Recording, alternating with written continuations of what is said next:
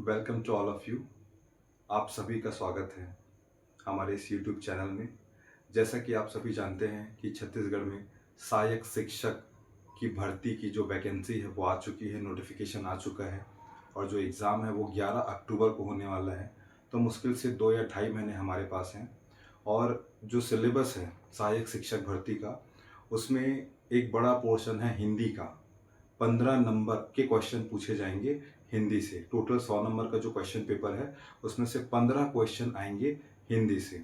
हिंदी जिसमें बहुत सारे टॉपिक हैं, जैसे कि वर्ण है, संधि है, समास है, वाक्य, शब्द, लोकोक्ति, मुहावरे, उपसर्ग, प्रत्यय, ऐसे बहुत सारे टॉपिक हैं जिनसे बहुत सारे क्वेश्चन 15 क्वेश्चन पूछे जाएंगे सहायक शिक्षक भर्ती परीक्षा की परीक्षा में। तो चूंकि समय कम है, इसलिए हम बिना समय गंवाए उसकी तैयारी प्रारंभ करते हैं और आज से हम स्टार्ट कर रहे हैं हिंदी की कक्षाएं, स्पेशली सहायक शिक्षक भर्ती परीक्षा के सिलेबस के हिसाब से। और इसमें सबसे जो पहला टॉपिक है वो है वर्ण। तो आज हम वर्ण से पढ़ना स्टार्ट करेंगे और वन बाय वन एक एक क्लास हम सारे टॉपिक्स को कवर करेंगे। ये जो वीडियो है वो आपके लिए बहुत यूज़फुल होने वाला है, तो कृपया यहाँ ध्यान दीजिएगा और ध्यानपूर्वक पढ़िए, नोट्स बनाइए। तो चलिए हम स्टार्ट करते हैं वर्ण से।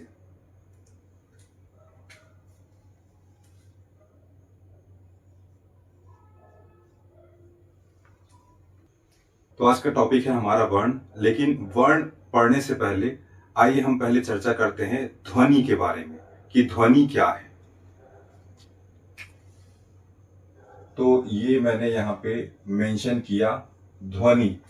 ध्वनि हम किसे कहेंगे? ध्वनि जिसे हम अंग्रेजी में साउंड भी कहते हैं या इसी ध्वनि को हम आवाज भी कहते हैं। तो ध्वनि क्या है?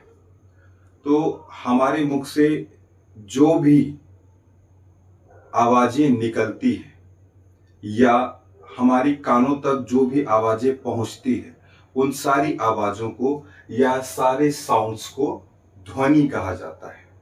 तो ध्वनि क्या है?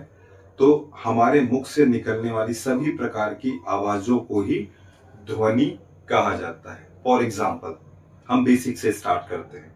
हमारे मुख से निकलने वाली ध्वनियां, ई, ये ध्वनि मेरे मुख से निकली, ये आवाज मेरे मुख से निकली और ये आपके कानों तक पहुंची।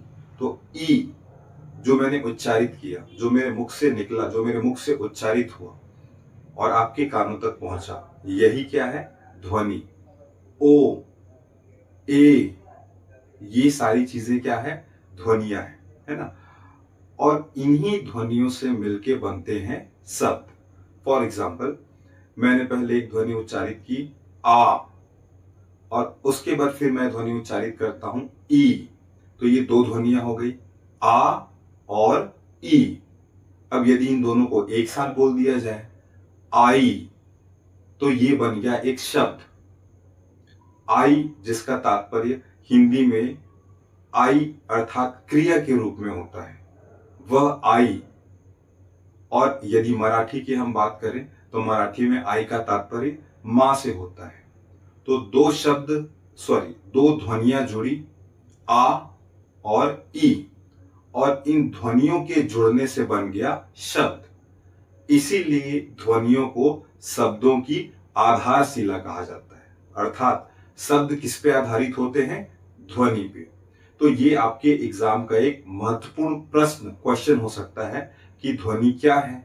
ध्वनि शब्दों की आधारशिला है, अर्थात जो शब्द हैं वो ध्वनियों को जोड़कर या मिलाकर ही बनते हैं। चलिए आइए हम ये बात जो है वो मेंशन कर लेते हैं। ध्वनि शब्दों की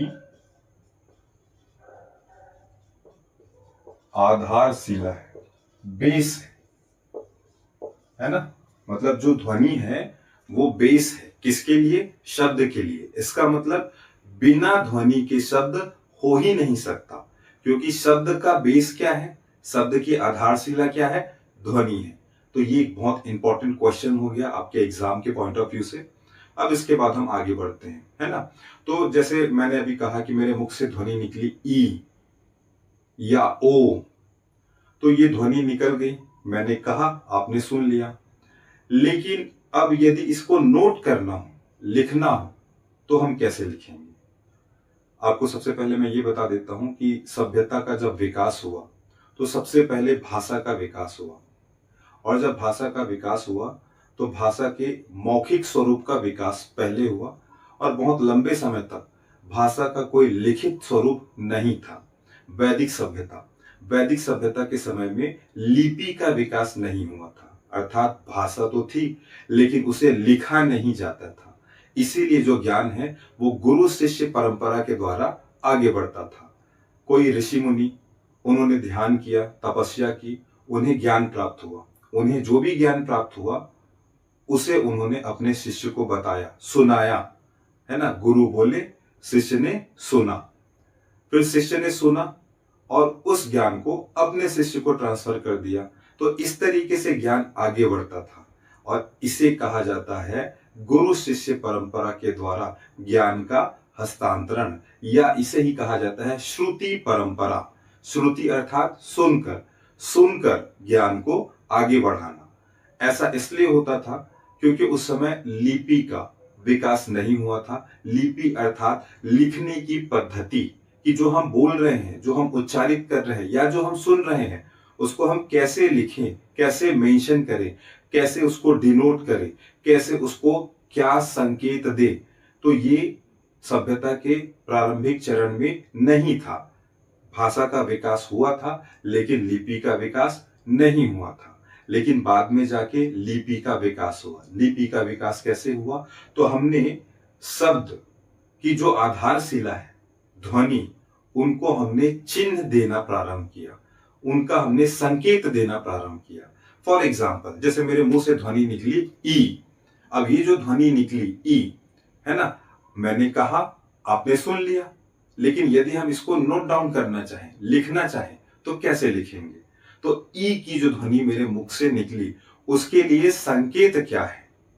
ध्वनि है ई। अब आप ध्यान देना, इसके लिए संकेत क्या है? तो यदि हम हिंदी भाषा की बात करेंगे तो ई के लिए संकेत है ये संकेत है। क्या है ये? संकेत है। किसका संकेत है? ई ध्वनि का संकेत है हिंदी भाषा में। लेकिन इसी के लिए अंग्रेजी भाषा में संकेत क्या है? ई। संकेत बदल गए, ध्वनि तो वही है, लेकिन हिंदी में संकेत ये है और अंग्रेजी में संकेत ये है। इसी प्रकार से यदि मैं एक ध्वनि उच्चारित करता हूं ओ, तो मेरे मुख से निकली ध्वनि, ध्वनि मतलब आवाज, साउंड, और आपके कानों तक पहुंचा ओ। अब यदि इसको लिखना है तो लिखने के लिए इसको एक संकेत देना पड़ेगा, नोटेशन देना पड़ेगा। तो वो नोटेशन हम देंगे। यदि हम हिंदी की बात करें तो ओ के लिए संकेत क्या है? लेकिन यदि हम अंग्रेजी में लिखना चाहें ओ ध्वनि को, तो कैसे लिखेंगे? क्या संकेत देंगे? ये। तो ये अंग्रेजी में ओ ध्वनि का संकेत है। एक और ध्वनि लेके समझते हैं, ए। मैंने कहा ए, मैंने कहा, आपने सुना। लेकिन यदि बात आएगी लिखने की, तो लिखेंगे कैसे? हिंदी में लिखेंगे ए और अंग्रेजी में कैसे लिखेंगे? ए। तो ये जो हम यहाँ पे लिखे हैं वो है क्या? ये सारे हैं ध्वनियों के चिन्ह। जो ध्वनि मैं उच्चारित कर रहा हूं, जैसे मैंने ध्वनि उच्चारित करी ई, तो उसका हिंदी में संकेत ये है और अंग्रेजी में ये है। मैंने ध्वनि उच्चारित करी ओ, तो ओ का हिंदी में संकेत और ये अंग्रेजी में। मैंने ध्वनि उच्चारित करी ए, हिंदी में संकेत और ये अंग्रेजी में। तो ये जो सारे हम यहाँ पे लिखे हैं वो है ध्वनियों के संकेत या ध्वनि चिन्ह। तो ये सारे क्या है? ओवरऑल ध्वनि संकेत या ध्वनि चिन्ह, ये हमारे द्वारा उच्चारित ध्वनियों के संकेत हैं या ध्वनि चिन्ह है। और इन्हीं ध्वनि चिन्हों को कहा जाता है वर्ण। तो ये आ गया डेफिनेशन वर्ण का, कि वर्ण क्या है? तो ध्वनि चिन्हों को ही वर्ण कहते हैं। है ना। या दूसरे तरीके से हम बोल सकते हैं कि ध्वनियों के लिखित स्वरूप को ही वर्ण कहा जाता है। तो यहां से दो डेफिनेशन निकल के आएंगे वर्ण की, कि वर्ण क्या है। तो वर्ण क्या है, ध्वनि चिन्ह, अर्थात ध्वनि के चिन्हों को ही क्या कहते हैं, वर्ण कहते हैं। या दूसरे तरीके से वर्ण क्या है, तो ध्वनि के लिखित स्वरूप को ही वर्ण कहते हैं। ध्वनि के लिखित स्वरूप को वर्ण कहते हैं। तो ये दो डेफिनेशन हो गए। यहां पे हम फिर से एक बार रिवाइज कर लेते हैं। हम वर्ण के बारे में पढ़ रहे हैं, लेकिन वर्ण समझने के लिए हमने सबसे पहले पढ़ा ध्वनि। ध्वनि क्या है, तो ध्वनि मतलब साउंड या आवाज, अर्थात हमारे मुख से जो भी आवाज निकलती है या हमारे कानों तक जो भी आवाज आती है उसे ही हम क्या कहते हैं, ध्वनि कहते हैं। और ये जो ध्वनि है वो शब्दों की आधारशिला है, अर्थात ध्वनियों से ही शब्दों का निर्माण होता है। फिर हमने देखा कि जो ध्वनि निकलती है हमारे मुख से उसे हम कोई चिन्ह देते हैं, है ना। और उन्हीं ध्वनि चिन्हों को क्या कहा जाता है, वर्ण। जैसे कि ई की ध्वनि मेरे मुख से निकली तो इसे हिंदी भाषा में ये चिन्ह दिया जाएगा और यही है वर्ण। या अंग्रेजी में उसे चिन्ह दिया जाएगा ये, और ये अंग्रेजी भाषा में ई ध्वनि के लिए वर्ण है। तो यहाँ पे क्लियर हो गया कि वर्ण क्या है, ध्वनि चिन्ह है, या ध्वनि के चिन्हों को, ध्वनि के संकेतों को ही क्या कहते हैं, वर्ण कहते हैं। और फिर हमने एक और डेफिनेशन देखा, क्या, कि ध्वनि के लिखित स्वरूप को, मतलब ध्वनियों को जिस तरीके से लिखा जाएगा उससे ही हम क्या कहेंगे, वर्ण कहेंगे। तो ये सारी चीजें हो गई वर्ण के बारे में। हम प्रारंभ किए, दो डेफिनेशन देख लिए कि वर्ण क्या है, ध्वनि चिन्ह है, या वर्ण क्या है, ध्वनि के लिखित स्वरूप को ही वर्ण कहते हैं। चलिए आइए हम वर्ण को एक और तरीके से समझने का प्रयास करते हैं।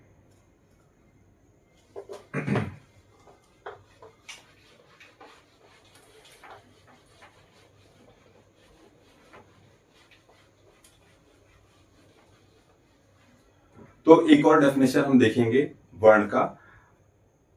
वर्ण वह मूल ध्वनि है, वर्ण वह मूल ध्वनि है जिसका खंड ना हो। मैं एक बार लिख देता हूं, मेंशन कर देता हूं, उसके बाद इसको समझेंगे, ठीक है। तो वर्ण के बारे में हम देख रहे हैं, वर्ण वह मूल ध्वनि जिसका खंड ना हो वर्ण कहलाता है। अब ये जो डेफिनेशन हम यहां पे लिखे हैं इसको हम समझने का प्रयास करते हैं, इसका तात्पर्य क्या होगा, है ना। तो वन बाई वन हम समझते हैं। वर्ण, वर्ण की डेफिनेशन हम लिखे, वर्ण क्या है, वह मूल ध्वनि, अर्थात वर्ण क्या है, ध्वनि ही है, मूल ध्वनि। कैसी मूल ध्वनि, जिसका खंड ना हो। तो वर्ण के बारे में दो चीजें, एक तो वर्ण क्या है, ध्वनि है, दूसरी चीज ये कि कैसी ध्वनि है, जिसका खंड ना हो, जिसको खंडित ना किया जा सके। मतलब ऐसी ध्वनि जिसको हम और टुकड़ों में बांटकर ना बोल सके ना सुन सके, ऐसी ध्वनि को हम क्या कहेंगे, वर्ण। अभी बेटर तरीके से हम समझ पाएंगे एग्जाम्पल से। तो एक एग्जाम्पल लेते हैं। फॉर एग्जाम्पल हम एक ध्वनि लेते हैं, पानी। हमने ध्वनि क्या लिया, पानी। तो पानी ध्वनि है, आवाज है। कैसे, मैंने मुख से उच्चारित किया, मुख से बोला और अपने कानों से सुना, तो ये ध्वनि है, आवाज है जो मेरे मुख से बोली गई और अपने अपने कान से सुना। अब ये जो पानी की जो ध्वनि है ना, ध्वनि तो है। अब हमें ये देखना है कि क्या ये वर्ण भी है। यहाँ पे वर्ण होने के लिए दो कंडीशन है। एक तो सबसे पहले क्या होना चाहिए, ध्वनि, और ऐसी ध्वनि जिसका खंड ना हो। तो पानी ध्वनि है, ये तो हम क्लियर कर ली, है ना, क्योंकि मैंने बोला और आपने सुना। तो चलो उसको यहाँ पे मेंशन कर लेते हैं कि भाई चलो ये जो पानी है ना, चूंकि मैंने बोला और आपने सुना, ये पूरा बोलने और सुनने का मैटर है ना। इसीलिए ध्वनि को हम कान का विषय भी कहते हैं, क्योंकि ध्वनि क्या है, जो हमारे कानों तक आती है, जिसे हम सुन सकते हैं, वही ध्वनि है।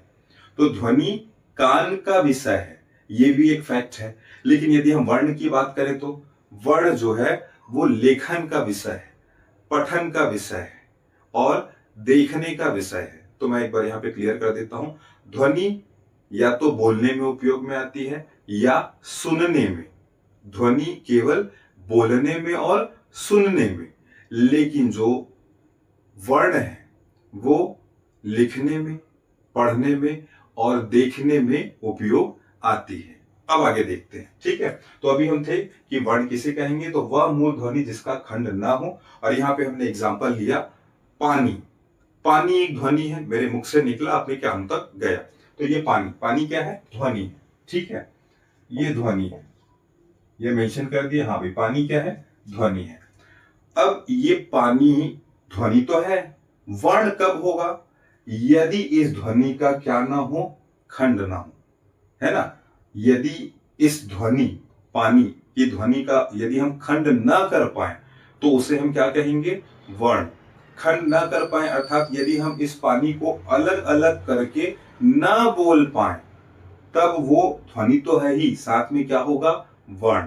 तो ट्राई करके देखते हैं। पानी को बोलने का है ना, लिखने की बात नहीं है, बोलने का। आप पानी बोलिए, क्या आप पानी को अलग करके बोल सकते हो, दो हिस्सों में बांट के बोल सकते हैं? तो ट्राई करते हैं। पा नी, हमने इसके दो हिस्से कर दिए, पानी दो हिस्सों में विभाजित हो गया, पा नी। तो ये जो पानी ध्वनि है इसका हमने खंड कर लिया। पानी जो ध्वनि है इसका हमने क्या कर लिया, खंड। इसलिए पानी ध्वनि तो है लेकिन वर्ण नहीं है, क्योंकि वर्ण हम किसे कहेंगे, जिसका खंड ना हो। इसका मतलब जिसका खंड हो गया वो वर्ण नहीं है। तो पानी ध्वनि तो है लेकिन वर्ण नहीं है ना, ये वर्ण नहीं है। क्यों नहीं है, क्योंकि हमने इसे खंडित करके बोला और सुना। खंडित करके क्या बोला गया, इसे पा और नी। तो चूंकि इस ध्वनि का खंड हो गया इसलिए ये ध्वनि तो है लेकिन वर्ण नहीं है। अब आगे बढ़ते हैं। अब ये जो ध्वनि है जो मेरे मुख से निकली आपके कान तक गई, पा नी, ध्वनि तो है, ठीक है। फिर से हम यहाँ पे मेंशन कर लेते हैं कि ये दोनों के दोनों क्या है, ध्वनि है। अब हमें ये चेक करना है कि ये दोनों वर्ण है कि नहीं है। तो फिर से हमें वही ट्राई करना पड़ेगा। वर्ण होने के लिए कंडीशन क्या है, ध्वनि होना चाहिए और ऐसी ध्वनि जिसका खंड ना हो। तो अब हम देखते हैं कि इसका खंड होगा या नहीं होगा। यदि खंड नहीं हुआ तो वर्ण है ना, लिखे ना हम, जिसका खंड ना हो वो ध्वनि वर्ण है, लेकिन यदि खंड हो गया तो वो ध्वनि ही रहेगी लेकिन वर्ण नहीं कहलाएगा। तो पा और नी, इसको हम बोल के देखते हैं, ठीक है। पा को हम ब्रेक करके बोल सकते हैं क्या, तोड़ के बोल सकते हैं क्या, प आ, ये तो हम ब्रेक कर दिए। ध्वनि जो पा ध्वनि थी उसको हम अलग अलग करके बोल लिए, प आ। तो क्या अब ये वर्ण है, नहीं, क्योंकि हमने इस ध्वनि को खंडित कर दिया। उसी प्रकार से नी, नी को हम अलग अलग करके बोल सकते हैं क्या, न ई। तो हमने इसका भी, इस ध्वनि का भी खंड कर दिया, अर्थात ये ध्वनि तो है लेकिन वर्ण नहीं है। चलिए इस बात को हम मेंशन करते हैं कि जो पा और नी है वो ध्वनि तो है लेकिन वर्ण नहीं है। क्यों नहीं है, क्योंकि पा को हमने खंडित करके बोला, क्या बोला, पा को बोला प और आ। न को हमने क्या कहा, न और ई। तो ये तो खंडित हो गए, इसलिए ये वर्ण नहीं है।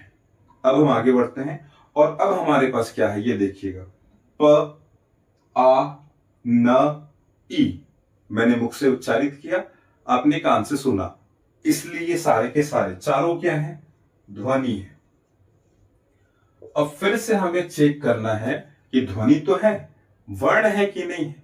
और फिर से उसके लिए हम देखेंगे कि ध्वनि है लेकिन यदि ये ऐसी ध्वनि है जिसका खंड ना हो तो वो क्या कहलाएंगे, वर्ण। तो फिर से हमें इन्हें खंडित करके देखना है, क्या हम इन्हें खंडित कर पाएंगे। तो प ध्वनि, अब बोलने के लिए है ना, तो प मैंने कहा, क्या मैं इसको खंडित करके बोल सकता हूं, बताइए, आप ट्राई कीजिएगा। प को आप खंडित करके बोलिए, आप बोल पाएंगे, हाँ ये जरूर बोलेंगे आप, आधा प, लेकिन जब आप आधा प बोलेंगे तब भी आप प को पूरा ही बोलेंगे। अर्थात अब इस ध्वनि का हम खंड नहीं कर सकते। तो ये अब ऐसी ध्वनि है जिसका खंड नहीं होगा। तो अब इसी ध्वनि को जिसका खंड ना हो उसे हम क्या कहेंगे? वर्ण। तो चाहे बात प की हो या आ की हो या ना की हो, ना आप खंडित करके बोल के दिखाइए, है ना। क्या आप ना को विभाजित करके बोल सकते हैं? नहीं बोल सकते। आधा ना बोलेंगे, लेकिन आधा ना जब बोलेंगे तो ना का उच्चारण आप पूरा ही करेंगे।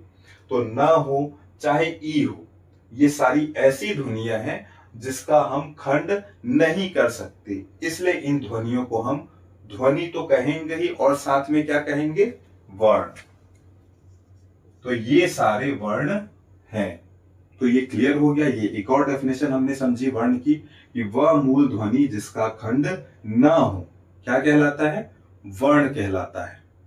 तो हमने 2-3 डेफिनेशन देख ली वर्ण की। सबसे पहले हमने देखा कि वर्ण क्या है, तो ध्वनि चिन्हों को ही वर्ण कहते हैं, है ना। फिर हमने देखा कि वर्ण क्या है, तो ध्वनि को लिखने का तरीका ही क्या कहलाता है? वर्ण कहलाता है। फिर हमने देखा कि वर्ण क्या है, वह मूल ध्वनि जिसका खंड ना हो वर्ण कहलाता है, और हमने उसे डिटेल में समझा। चलिए आगे हम अब आगे बढ़ेंगे और ये देखेंगे कि जो बहुत सारे वर्ण हैं, अब चूंकि हम हिंदी भाषा पढ़ रहे हैं तो हिंदी भाषा के जो वर्ण हैं उन पे हम डिस्कस करेंगे। जैसे कि ये प है, आ है, न है, ई है, ऐसे बहुत सारे वर्ण हैं। तो उन वर्णों को क्या किया गया? अरेंज किया गया, व्यवस्थित किया गया, जमाया गया है ना। भाई जैसे हम अपनी किताबों को जमाते हैं, है ना। हिस्ट्री की किताब एक जगह पे, कॉन्स्टिट्यूशन की किताब एक जगह पे, हिंदी की किताब एक जगह पे, अंग्रेजी की किताब एक जगह पे, जो एक जैसे गुण वाले हैं उनको हम एक जगह पे अरेंज करते हैं। उसी तरीके से वर्णों को भी अरेंज किया गया है, व्यवस्थित किया गया है। एक जैसे वर्ण एक पास रखे गए हैं। तो वर्णों का जो व्यवस्थित समूह है उसे नाम दिया गया है वर्णमाला। तो चलिए वर्णमाला के बारे में पढ़ते हैं।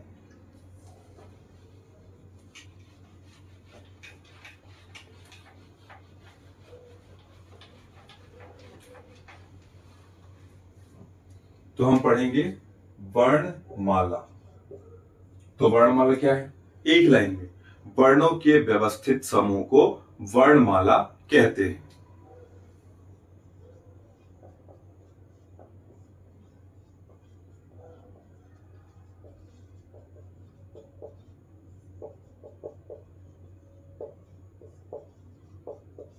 वर्णों के व्यवस्थित समूह को वर्णमाला कहते हैं। तो ये तो हो गया वर्णमाला के बारे में, और आगे अब हम पढ़ेंगे वर्णमाला, है ना। तो वर्णमाला में कौन कौन से वर्ण हैं? तो वर्णमाला में जो भी वर्ण है उन्हें 2 कैटेगरी में बांटा गया है। उनमें से एक कैटेगरी को हम कहते हैं स्वर और दूसरे को कहते हैं व्यंजन। तो अब हम पढ़ेंगे स्वर के बारे में और व्यंजन के बारे में, ठीक है। तो वर्णमाला, वर्णों के व्यवस्थित समूह को वर्णमाला कहते हैं, और वर्णमाला 2 भागों में बांटे गए हैं, है ना। वर्णमाला के 2 हिस्से हैं, एक को हम कहते हैं स्वर और दूसरे को हम कहते हैं व्यंजन, ठीक है। अब हम पढ़ेंगे मानक हिंदी वर्णमाला के बारे में। तो ये मानक हिंदी वर्णमाला क्या है? तो जिसे एक मानक रूप के रूप में स्वीकार किया गया है, स्टैंडर्ड माना गया है, उसे ही हम कहते हैं मानक हिंदी वर्णमाला। जो सभी जगह मान्य है उसे ही कहा जाता है मानक हिंदी वर्णमाला। तो आइए देखते हैं मानक हिंदी वर्णमाला के बारे में।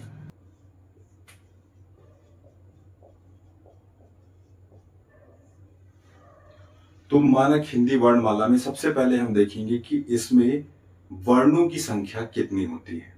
तो ये जो वर्णों की संख्या है वो भी अलग अलग आधारों पे अलग अलग है। वो अलग अलग आधार क्या है इनको हम देखेंगे। तो जो पहला आधार है वो है उच्चारण। उच्चारण के आधार पे वर्णों की संख्या अलग है। और दूसरा आधार है लेखन, है ना। अर्थात लेखन के आधार पे वर्णों की संख्या अलग है। तो किसमें कितनी है और क्यों है ये हम आगे देखेंगे। तो सबसे पहले हम अभी देखेंगे मानक हिंदी वर्णमाला में वर्णों की संख्या, है ना, में वर्णों की संख्या।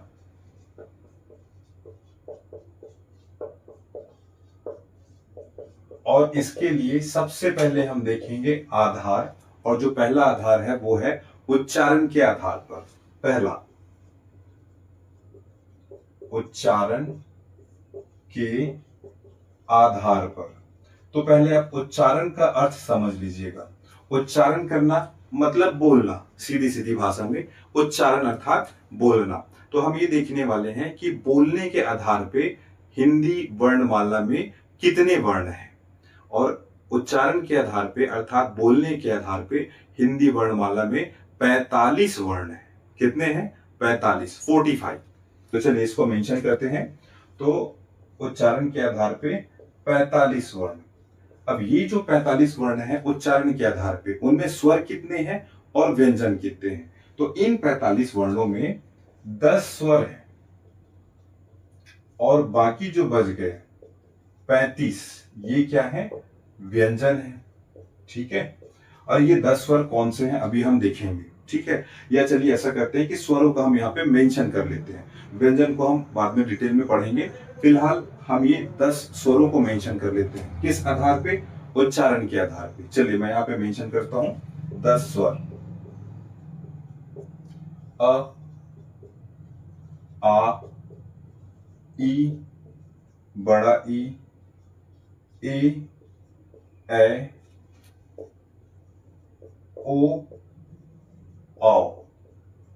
कितने हो गए? अच्छा, उ और बड़ा उ। ठीक है, अब टोटल कितने हो गए? 10। तो ये 10 स्वर हैं। किस आधार पे?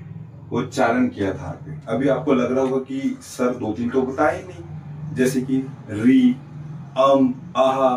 तो उन्हें हम उच्चारण के आधार पर स्वर नहीं मानते। क्यों नहीं मानते, ये आगे हम देखेंगे। ठीक है, आगे हम देखते हैं लेखन के आधार पे, है ना। अभी हमने देखा उच्चारण के आधार पे टोटल वर्ण कितने हैं?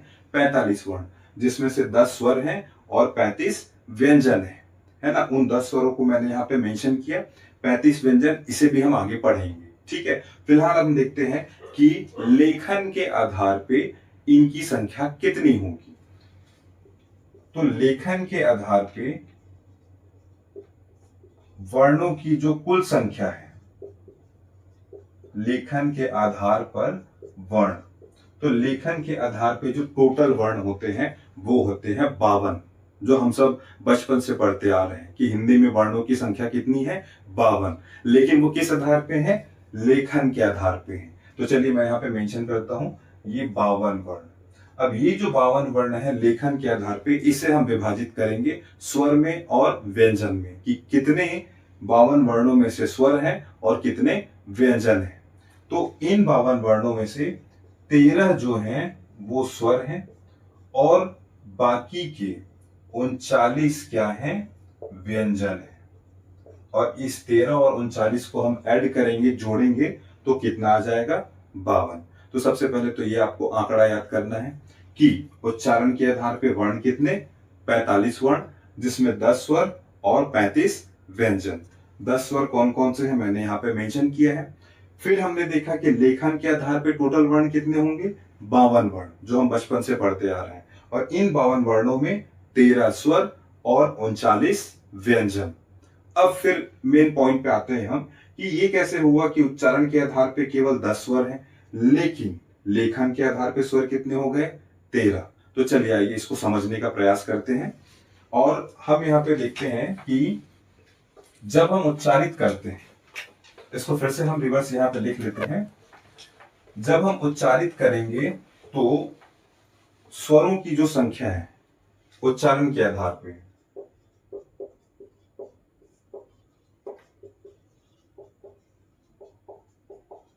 ये है 10। उच्चारण के आधार पर स्वर 10 है।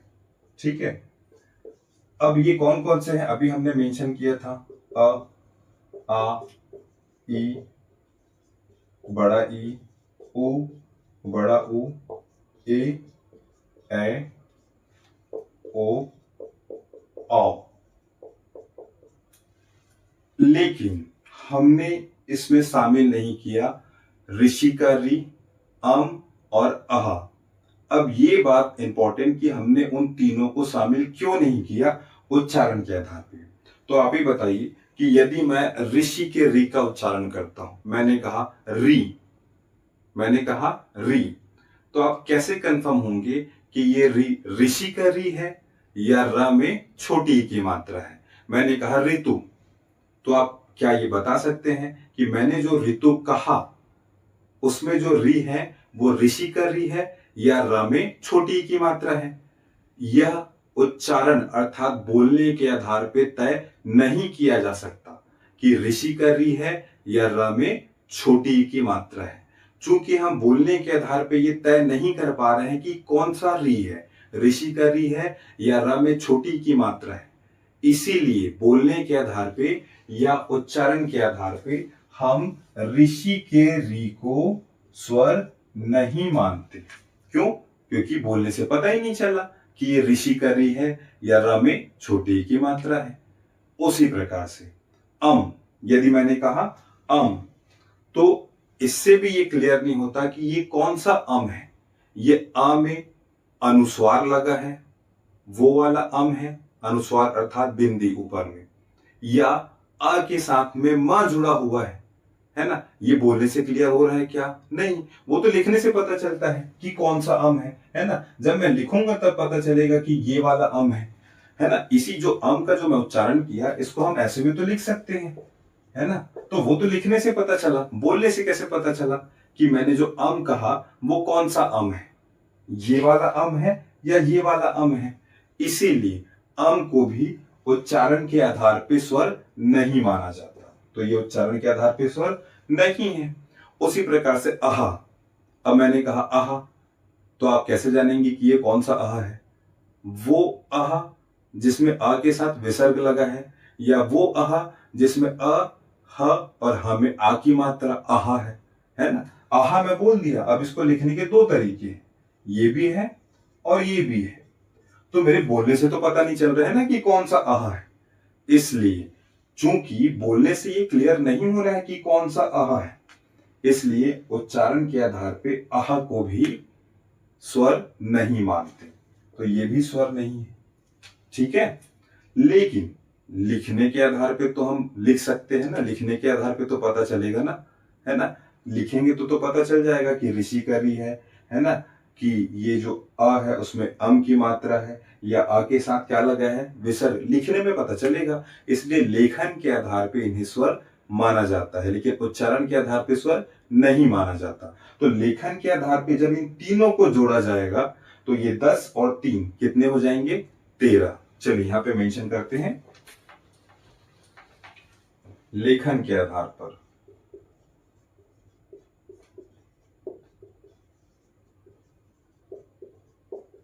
स्वर। तो जो 10 उच्चारण के आधार पे थे वो तो आएंगे ही, है ना? कौन कौन सा आ जाएगा? अ, आ, ई, बड़ा ई, उ, बड़ा उ, ए, ओ, औ। ये 10 तो आए ही। लेकिन यदि लिखने की बात करेंगे तो लिखने में ये तीनों भी शामिल हो जाएंगे, अर्थात ऋषि का री, और आहा। क्योंकि जब हम लिखें तब तो क्लियर हो जाता है कि ये स्वर है ना? लिखें तब तो पता चल ही जाएगा कि ऋषि कर रही है, ना कि र में छोटी की मात्रा लगाए हैं। तो लेखन के आधार पे इन तीनों को भी स्वर माना जाता है, और इस आधार पे कितने स्वर हो गए? 13 लेखन के आधार पे, लेकिन उच्चारण के आधार पे केवल 10 स्वर। ठीक है? तो ये डिफरेंस समझ में आया आप सबको? अब इसके बाद हम देखेंगे व्यंजन, है ना? तो जस्ट अभी पहले मैंने आपको बताया कि उच्चारण के आधार पे व्यंजन कितने? 35, लेकिन लेखन के आधार पे कितने? 39। तो ये लेखन के आधार पे 4 बढ़ कैसे गए, इसको हम समझेंगे। चलिए आइए समझते हैं। ये यहाँ पे हम देखेंगे उच्चारण के आधार पर व्यंजन, और फिर हम देखेंगे लेखन के आधार पर व्यंजन।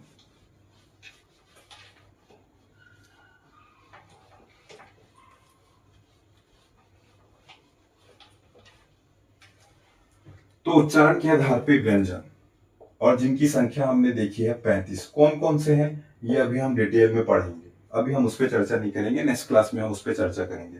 लेखन के आधार पे व्यंजन ये कितने हो गए? 39। तो 39 कैसे हुए?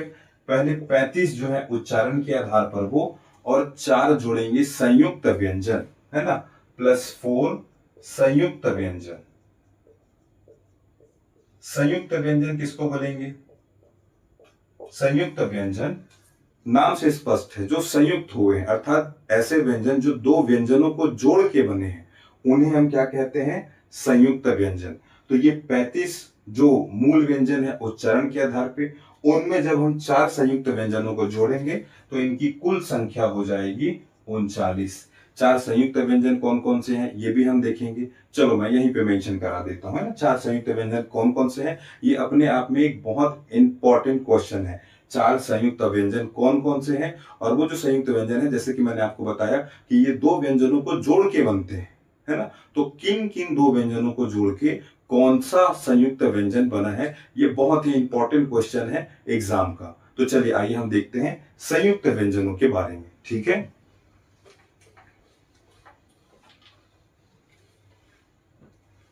संयुक्त व्यंजन, तो मैंने अभी बताया संयुक्त व्यंजन की संख्या कितनी? 4, ठीक है। 4 है संयुक्त व्यंजन। कौन कौन से देखिएगा? छ, त्र, ज्ञ और स्र, ये 4 संयुक्त व्यंजन है। एक तो क्वेश्चन डायरेक्टली यही आ सकता है कि बताइए इनमें से कौन कौन सा संयुक्त व्यंजन है। तो ये चारों जो हैं वो संयुक्त व्यंजन है, ठीक है। छतरी का छ, त्र, ज्ञ और श्र। अब ये जो संयुक्त व्यंजन है, तो ये किन किन व्यंजनों के संयुक्त होने से बने हैं। तो ये जो छ है, छतरी का छ, वो क और षटकोण के स के संयुक्त होने से बना है। बहुत ही इंपॉर्टेंट क्वेश्चन, सीधे आपके एग्जाम में आएगा कि बताइए छ किन दो व्यंजनों के संयुक्त होने से बना है। तो क और षटकोण का स, क में मैंने यहाँ पे हलंत लगाया है, क्यों ये हम बाद में देखेंगे, ठीक है। फिर ये जो है त्र, त्र बना है त से और र से। त और र मिलके क्या बना है? त्र। जब त और र को हम एक साथ बोलें तो वो उच्चारित होता है त्र की तरह, ठीक है। उसी प्रकार से ये जो ज्ञ है वो बना है ज प्लस इया से, ठीक है। तो ज्ञ किन दो व्यंजनों का संयुक्त स्वरूप है? ज प्लस इया का। फिर हम देखेंगे श्र, श्र किन से मिलके बना है, ठीक है। तो श्र मिलके बना है शक्कर का स प्लस र से। तो अपने आप में ये बहुत इंपॉर्टेंट क्वेश्चन है। अब चलिए यहाँ पे देखते हैं कि प्रैक्टिकली क्या होता है, इसके एग्जाम्पल हमको कहाँ पे मिलेंगे कि भाई कैसे त्र जो है वो त और र से मिलके बना है। तो आपने देखा होगा स्पेशली छत्तीसगढ़ अंचल में, है ना, यदि किसी का नाम है त्रिवेणी, क्या नाम है? त्रिवेणी, तो त्र को बोलने में प्रॉब्लम होती है, दिक्कत होती है, इसलिए हम उसको तोड़ के बोलते हैं, है ना। और त्रिवेणी को छत्तीसगढ़ में क्या कहा जाता है? तिरवेणी। तो ये तिरवेणी कहां से आया? क्योंकि जो त्र है वो किससे मिलके बना है?